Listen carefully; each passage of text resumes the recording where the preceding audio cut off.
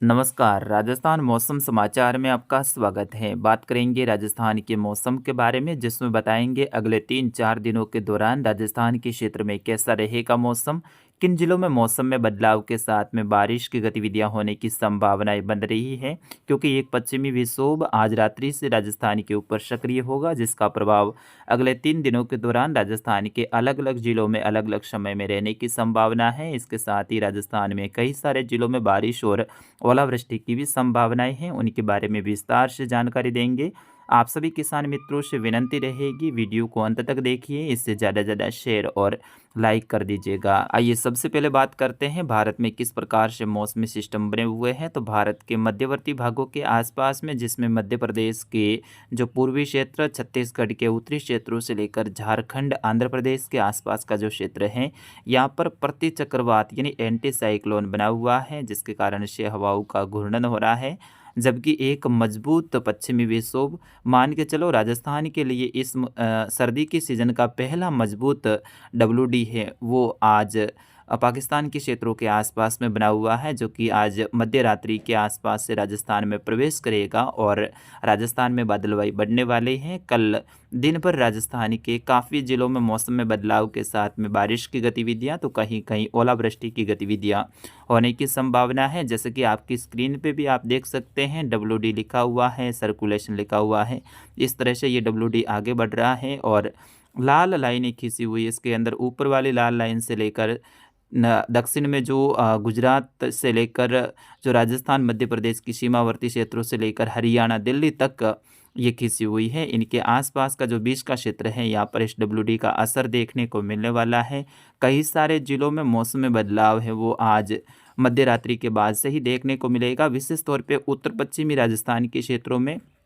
फिर कल यानी 31 दिसंबर के समय, दिन के समय, राजस्थान का जो अधिकतर क्षेत्र है वो बादलवाई से घिरा रहेगा, जिसमें जैसलमेर से लेकर बीकानेर, अनूपगढ़, गंगानगर, हनुमानगढ़ का जो क्षेत्र है, फलोदी से लेकर जो उत्तरी बाड़मेर का क्षेत्र है, उत्तरी बालोतरा से लेकर जोधपुर के लगभग सभी क्षेत्रों से लेकर जो फलोदी नागौर का क्षेत्र है, यहाँ पर कई सारे क्षेत्रों में मध्यम से तेज रिमझिम बूंदाबांदी की गतिविधियाँ, तो कहीं कहीं मध्यम से तेज बारिश की गतिविधियां जो कि 5 से 15 एमएम के आसपास में भी होने की संभावना है। इक्का दुक्का स्थान पे 15 एमएम से भी अधिक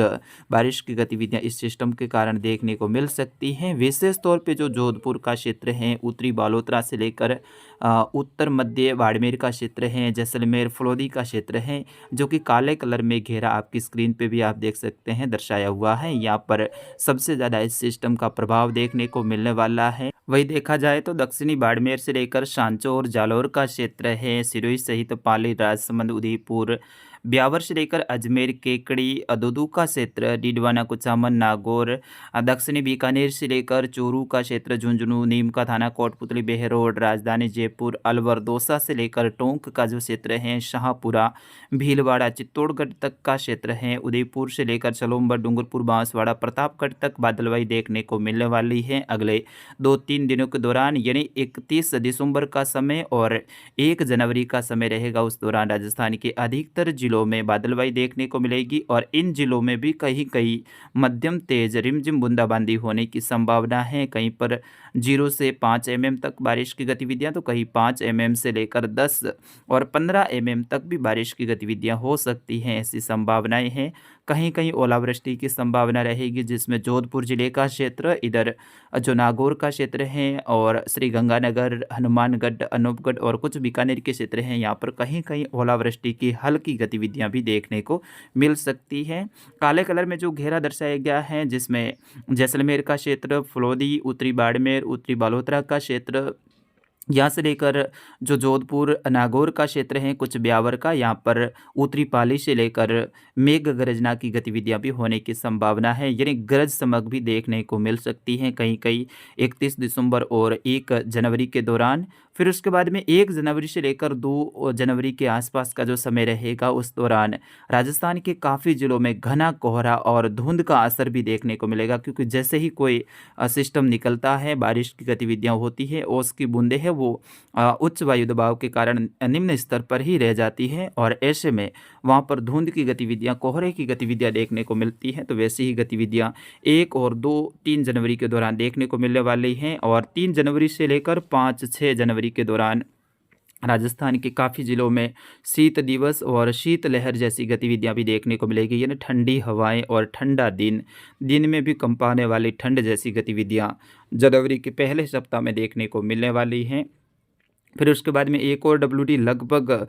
7-8 जनवरी से लेकर 10 जनवरी के बीच में आने की संभावना रहेगी और फिर उसके बाद में आगे और डब्ल्यूडी आने की संभावना रहेगी। उन्हीं के बारे में भी आपको समय समय पर बताते रहेंगे। उदयपुर संभाग, कोटा संभाग और भरतपुर संभाग के क्षेत्रों में भी बादलवाई देखने को मिलेगी, लेकिन अपेक्षाकृत जो उत्तर पश्चिमी क्षेत्र है, मध्य राजस्थान का क्षेत्र है, उनके मुकाबले कम बारिश की गतिविधियाँ। फिर भी इन संभागों के क्षेत्रों में भी कहीं कहीं रिमझिम बूंदाबांदी की गतिविधियाँ होने की संभावना है। सांचौर सहित सिरोही का क्षेत्र, जालोर